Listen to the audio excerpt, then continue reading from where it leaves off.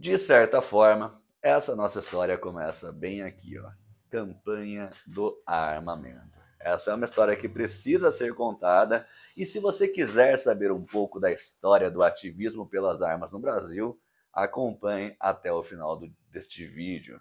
Meu nome é Lucas Silveira. Por muito tempo eu presidi o Instituto Defesa e procurei encabeçar ações de todas as sortes em busca da luta pela liberdade de acesso às armas para o Brasil. Eu vou contar um pouco dessa história, não com o objetivo de me gabar, de falar que eu fiz e aconteci, não é isso, mas sim de contar para as pessoas que talvez não tenham acompanhado, especialmente as pessoas que entraram nesse meio após 2018, né, na onda Bolsonaro, se a gente pode chamar assim, contar para essas pessoas o que aconteceu no ativismo no Brasil ao longo dos anos, para que elas possam entender como é que a gente chegou até aqui, neste buraco lamacento onde nós estamos, cuja escalada é escorregadia, fedorenta e que vai dar muito trabalho para que a gente possa sair, mas inevitavelmente,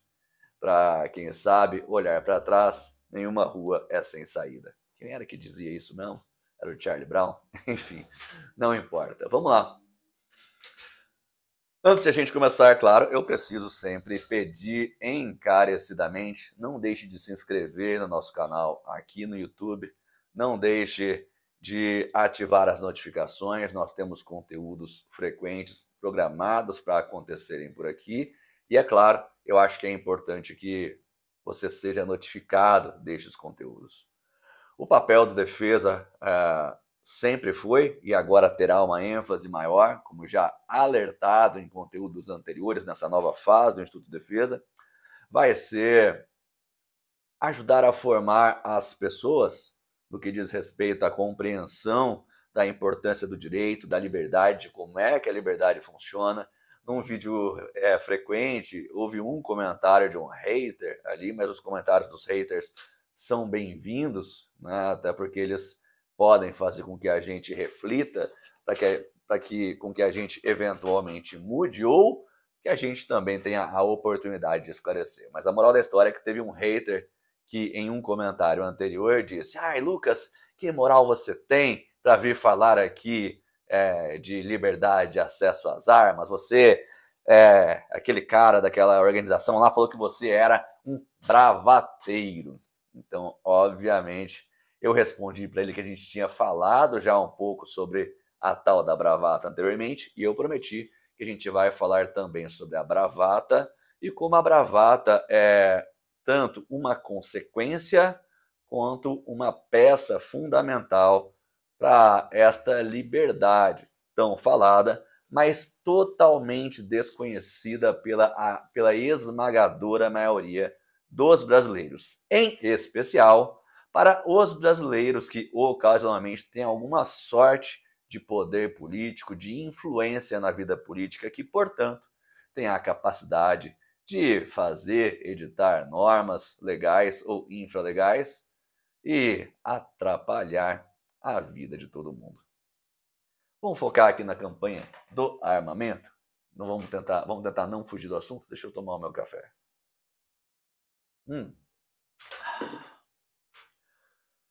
Nós chegamos em 2005 e nós tivemos um referendo, que não foi um plebiscito, muita gente fala errado. O que nós tivemos no Brasil foi um referendo. E neste referendo, os brasileiros votaram pelo direito de acesso às armas. A esmagadora maioria dos brasileiros disse, por meio do voto, que queria que a comercialização, a produção das armas de fogo e munição no Brasil fosse continuada.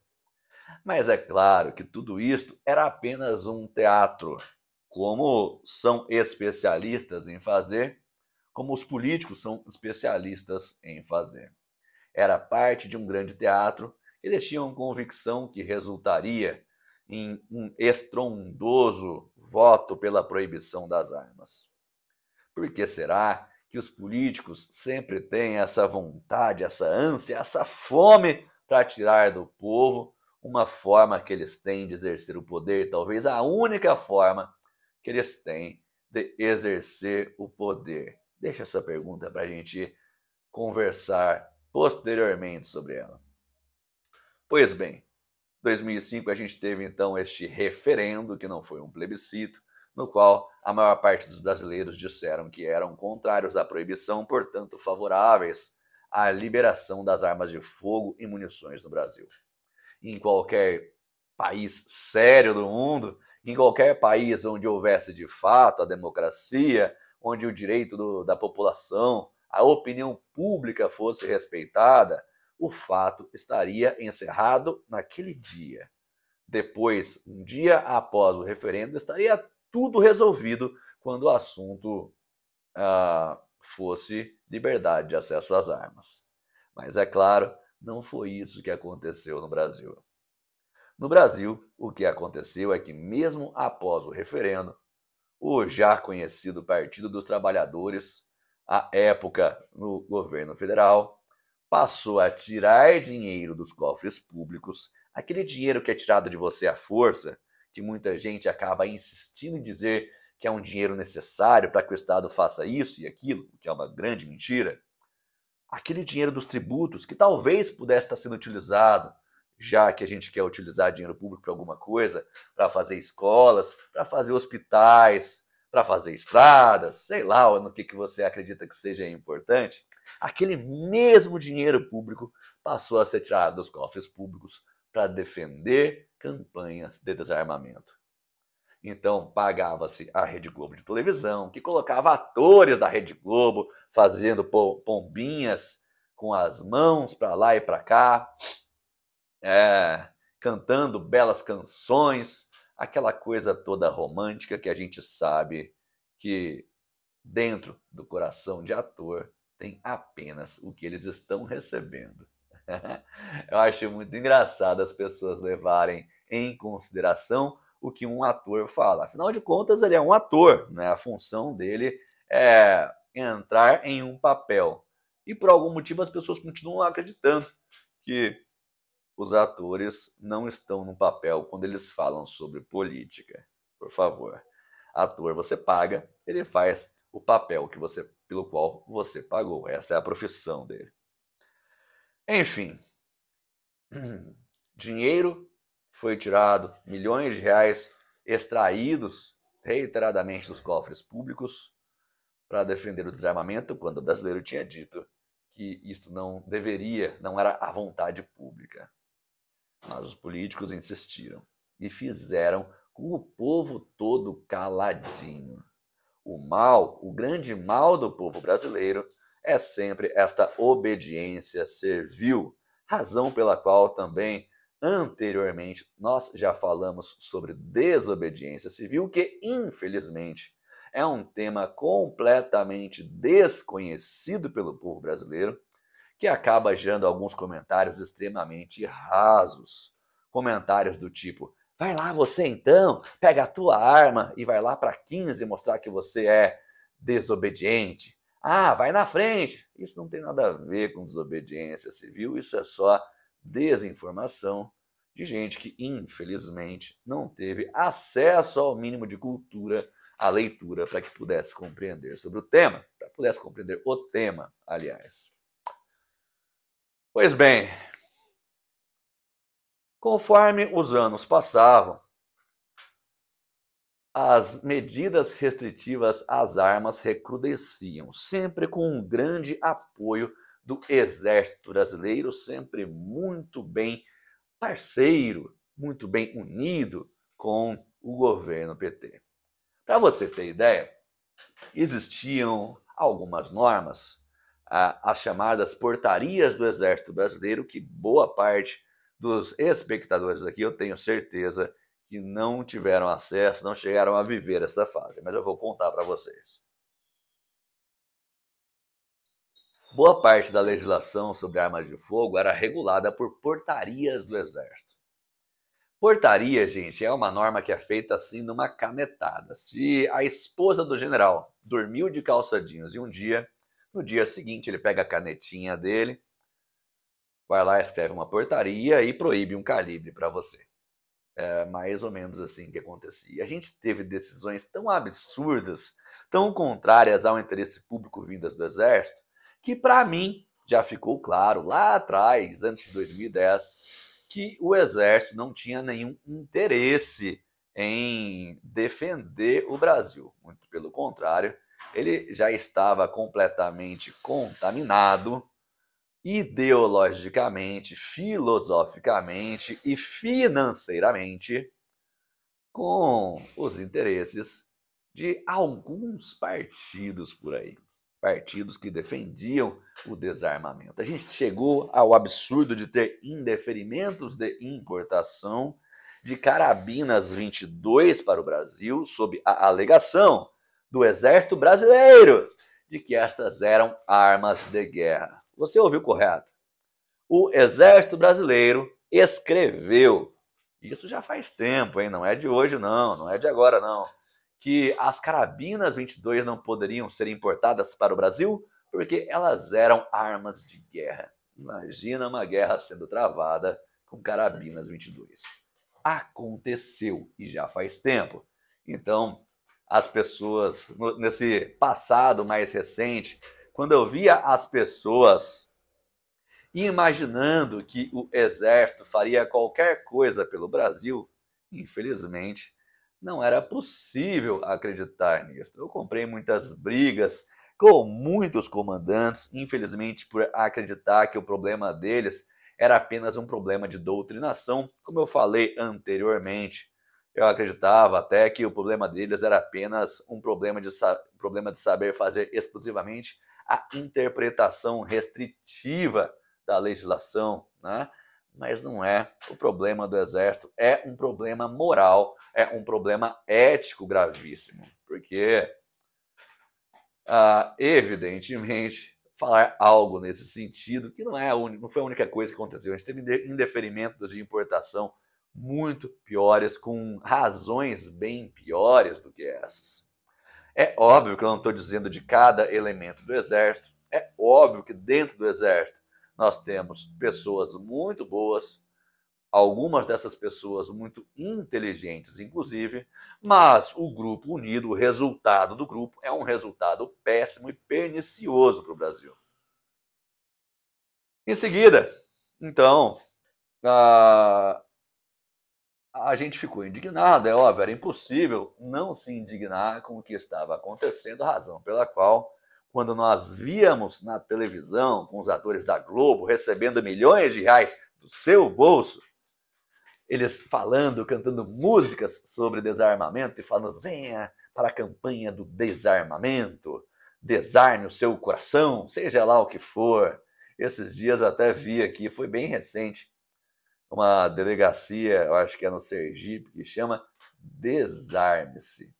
O nome da delegacia é Desarme-se. Quão contaminada ideologicamente você acha que essa delegacia está? Deixa esse papo pro lado também, a gente pode falar sobre essa delegacia posteriormente.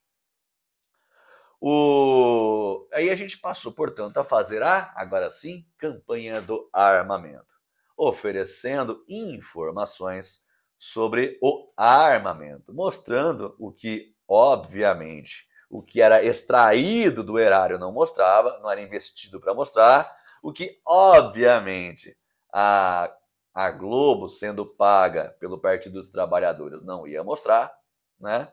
Para que, evidentemente, o brasileiro pudesse ter, no mínimo, o outro lado da história, né? Para que ele pudesse tomar as decisões dele. Dentro da campanha do armamento, a gente tinha um sistema que você enviava uma foto, era "Eu escolhi viver". Talvez alguns de vocês que estão assistindo agora tenham participado. Se vocês participaram, deixe aí um comentário que eu quero saber. Tinha esse quadro, Eu Escolhi Viver. Quando a gente lançou o quadro Eu Escolhi Viver, as pessoas eram convidadas a mandar uma foto com uma arma de fogo na mão, né? E falar: olha, eu escolhi viver, eu não escolhi esse negócio de campanha do desarmamento, não, eu não tô nessa. Poxa, se a gente era a esmagadora maioria dos brasileiros, como é que podia que essas pessoas não aparecessem, mas elas de fato não apareciam no começo dessa campanha. As pessoas tinham medo. As pessoas tinham medo de aparecer com as suas armas de fogo e serem perseguidas politicamente, porque com toda aquela estrutura de formação de funcionários públicos de toda sorte, e nesse caso eu estou falando que a formação de juízes, de promotores, de delegados, de policiais de forma geral, era toda feita para ensinar que arma de fogo era coisa de polícia ou de bandido, e que o cidadão armado precisava ser combatido porque ele era algo execrável, terrível. E pode ter certeza, a esmagadora maioria destes funcionários públicos, de vários cargos, acreditavam e acreditam piamente nisto. Portanto, as pessoas passavam, inclusive, a ser perseguidas de fato, a ser presas por bobagem. Eu vi gente sendo presa por porte de estojo. Eu vi gente sendo presa porque a guia não estava da cor, sei lá o quê. Eu vi gente sendo presa pelos motivos mais absurdos possíveis. Basicamente, é um sinal claro de que era o funcionalismo público, e eu falo desde a ponta da lança, o policial que aborda, até o juiz que julga, estando completamente comprometido em atacar o cidadão que tenta, ou que tentava, se defender. Contudo, todavia, entretanto, foi nesta época que as redes sociais passaram a ganhar corpo, especialmente a época o Twitter, depois o Face, depois, quem sabe, uma outra, o próprio YouTube aqui, obviamente, né? E essas informações da campanha do armamento começaram a circular em redes sociais de forma bastante importante. A gente tem publicações que atingiram dezenas de milhares de pessoas em um passado, onde atingir dezenas de milhares de pessoas não acontecia com a mesma frequência que acontece hoje. E, evidentemente, as fotos das pessoas armadas começaram a surgir. E aí criou-se um corpo, portanto, de pessoas que estavam se ligando ao agora Instituto Defesa, se associavam e queriam participar ativamente desta luta. Certo? O Instituto Defesa foi formalmente fundado, passou a ter as suas associações. Nós trabalhamos a partir de então de todas as formas que você imaginar para fazer o ativismo pelas armas. Você pode escrever nos comentários aqui alguma forma que você acredita que nós fizemos, que nós fizemos ou que nós não fizemos, que eu tenho convicção de que você não vai conseguir chutar alguma coisa aí que a gente não fez. A gente fez tudo. A gente colocou outdoor pelo Brasil todo. Eu fui lá bater faixa pintada com dizeres, palavras de ordem na frente do Congresso. A gente participou de audiência pública. A gente fez de tudo que dava para fazer. Foi lindo, foi realmente muito legal. Foi uma experiência incrível que, inevitavelmente, passou a gerar também resultados. É óbvio que eu não posso atribuir só ao Instituto de Defesa esse resultado, mas existia já uma escalada de compra de armas nesse período ali de 2011, 2012 até 2016, até que chegou em um momento que apareceu um político boca aberta que falava de forma, digamos assim, fora do padrão, chamado Jair Bolsonaro, que passou a falar muito mais sobre armas nas tribunas, nos jornais, no próprio Congresso, e trouxe ainda mais esse tema à tona, verticalizando aquela compra, aquela curva de procura pelas armas de fogo no Brasil. Ocorre que, e isto eu falei no último vídeo para vocês, esta compra toda não foi acompanhada por algumas outras condições, algumas outras ferramentas, algumas outras habilidades que são necessárias para a construção de uma nação livre, digna e assim por diante. Nós chegamos até aqui por uma série de erros que nós cometemos, como eu já falei anteriormente, e que nós não podemos cometer mais uma vez. Razão pela qual nós estamos reestruturando o Instituto Defesa, razão pela qual eu estou contando essa história para vocês, razão pela qual eu venho aqui e virei aqui com muita frequência intimar a você a participar conosco das nossas ações, a muito em breve voltar a se filiar para o Instituto Defesa, a gente vai refazer o nosso sistema de filiação, a participar ativamente das campanhas que a gente fizer, das ações que a gente fizer, do ativismo pelas armas da melhor maneira possível. Eu nunca me candidatei e eu não vou me candidatar. O meu interesse é exclusivamente em ver uma sociedade verdadeiramente armada, uma sociedade verdadeiramente educada, uma sociedade na qual o crime seja execrado, uma sociedade na qual valores que nós temos como importantes sejam defendidos, tá bom? Eu tenho mais histórias para contar para vocês, eu espero que eu possa encontrar vocês aqui também no nosso próximo vídeo. Um abraço do monge e até o próximo.